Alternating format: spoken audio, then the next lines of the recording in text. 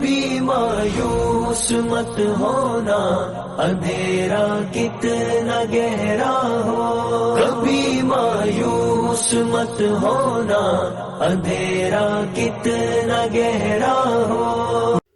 الحمدللہ وکفا وسلام علی عبادہ الذین اصطفیٰ، اما بعد، اعوذ باللہ من الشیطان الرجیم، بسم اللہ الرحمن الرحیم۔ النبی اولی بالمؤمنین من انفسہم وازواجہ امہاتہم، صدق اللہ العظیم۔ بزرگان محترم، عزیزان مکرم اور معزز سننے والی دینی ماں اور بہنیں اور پیارے بچوں، السلام علیکم ورحمۃ اللہ وبرکاتہ۔ ہماری تعلیم ازواج مطہرات رضوان اللہ تعالی عنہن اجمعین کے بارے میں چل رہی تھی۔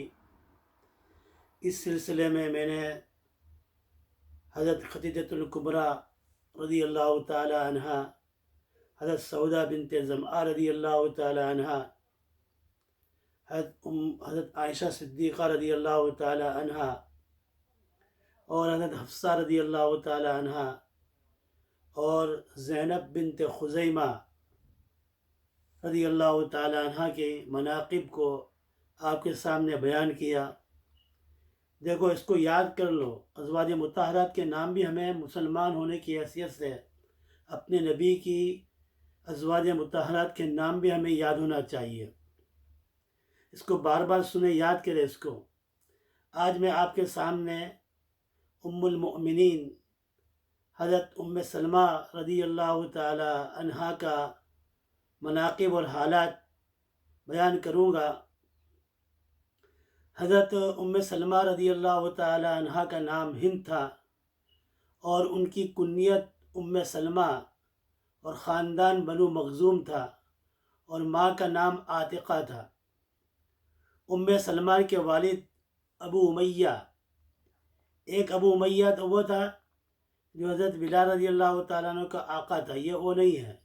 ابن ام سلمہ رضی اللہ کے والد ابو امیہ ایک دولت مند شخص تھے اور بڑے فیاض آدمی تھے۔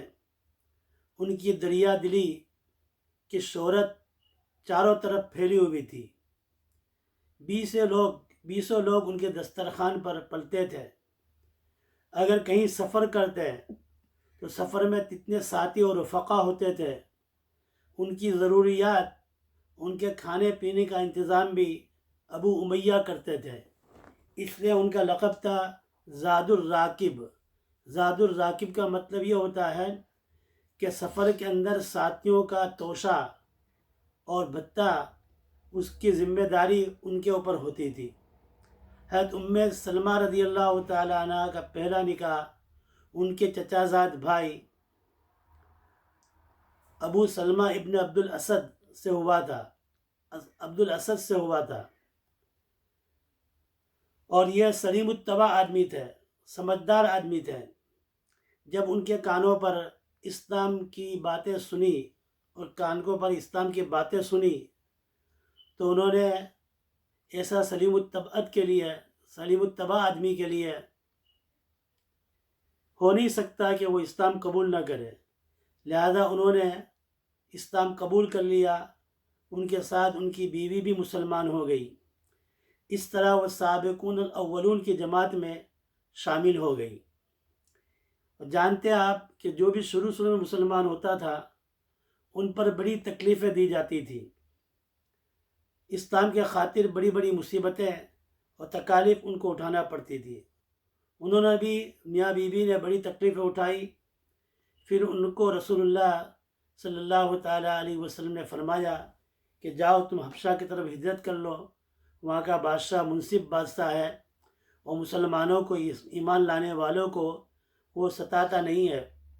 لہذا دونوں میاں بیوی حبشہ کی طرف ہجرت فرمائی، کچھ دنوں وہاں ٹھہرے، اس کے بعد مکہ آئے اور مکہ سے پھر مدینہ کی طرف ہجرت کرنے کا ارادہ کیا۔ ان کے شوہر عبد الاسد نے ام سلمہ اور ننھے منھے بچے سلمہ کو سوار کیا اور خود نکیل پکڑ کر آگے چل رہے تھے۔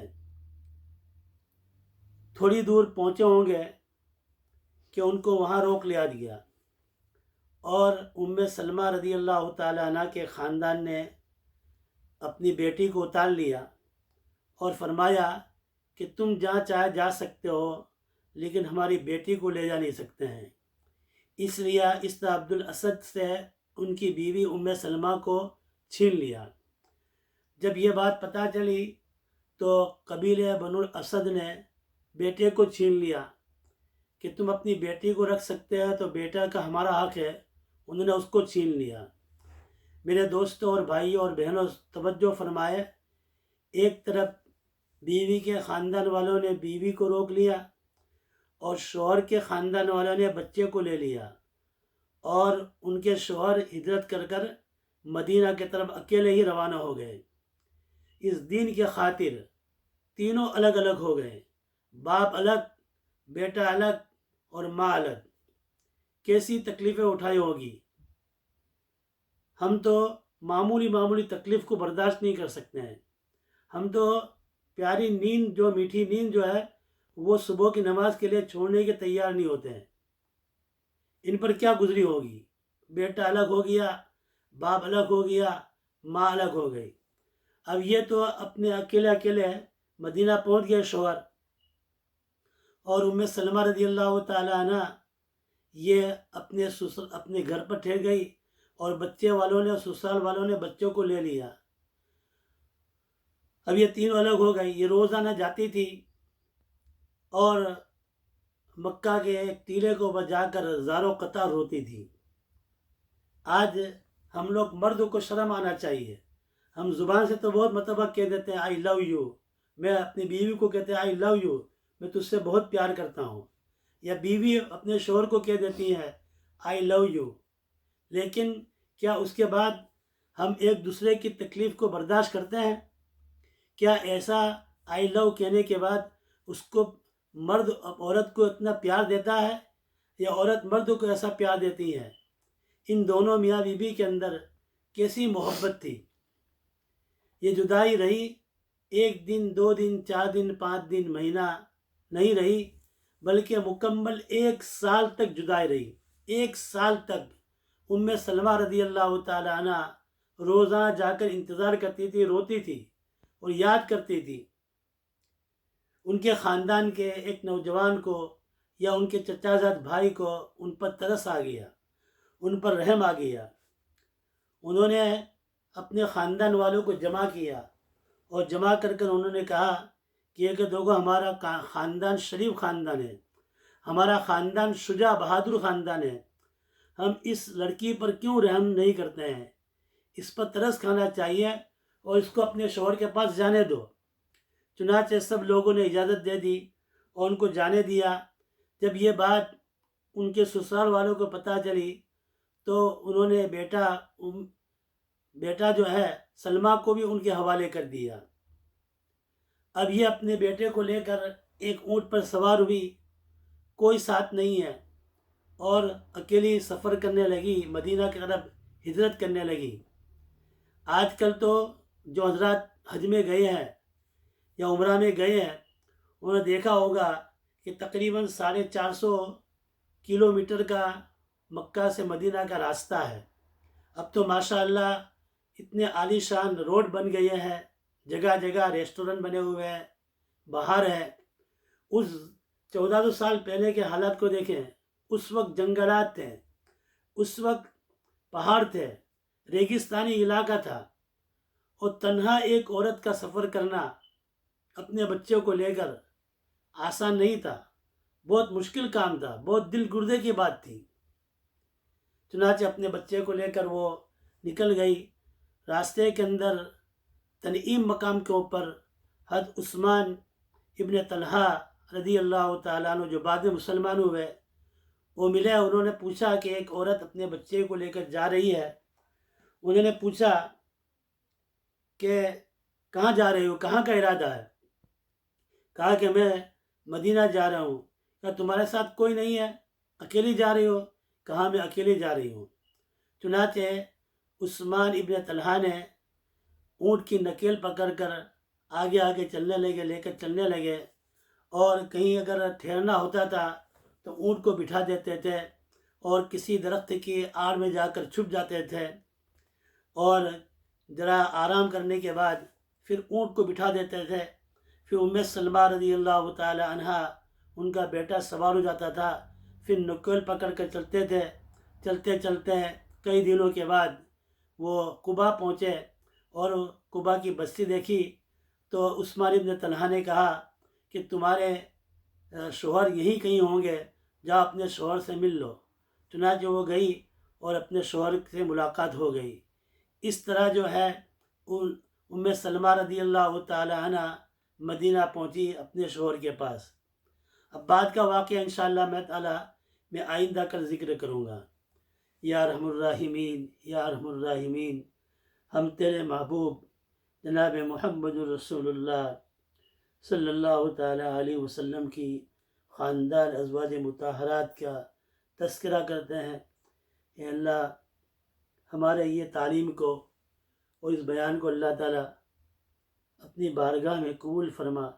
تو نے اپنے قرآن کریم کے اندر فرمایا کہ نبی کی بیویاں ایمان والوں کی مائیں ہیں۔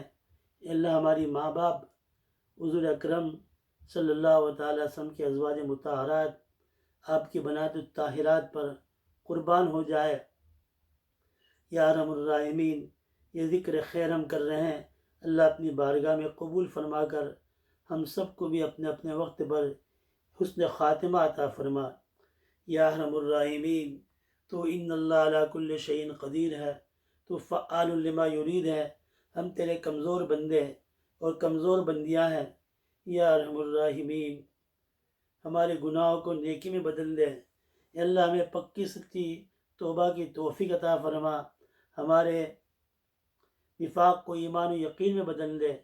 اے اللہ، ہماری ریاکاری کو اخلاص میں بدل دے، ہماری بری سوچ کو اور برے خیالات کو اچھے خیالات میں بدل دے۔ یا ارحم الراحمین، ہمارے برے اخلاق کو اچھے اخلاق میں بدل دے۔ یا ارحم الراحمین، ہمارے برے اخلاق کو اچھے اخلاق میں بدل دے۔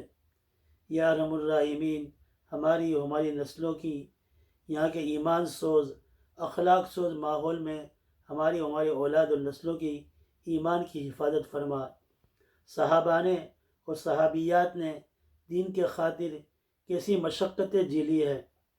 یا ارحم الراحمین، یا ارحم الراحمین، ہم تو کمزور بندے ہیں، کمزور ایمان والے ہیں۔ اے اللہ، ہماری ایمان کی بھی حفاظت فرما اور ایسے مصائب کے اندر اور آزمائش کے اندر ہمیں مبتلا نہ فرما۔ ہماری دعا کو اپنے کرم سے قبول فرما۔ آمین یا رب العالمین، برحمتک یا ارحم الراحمین۔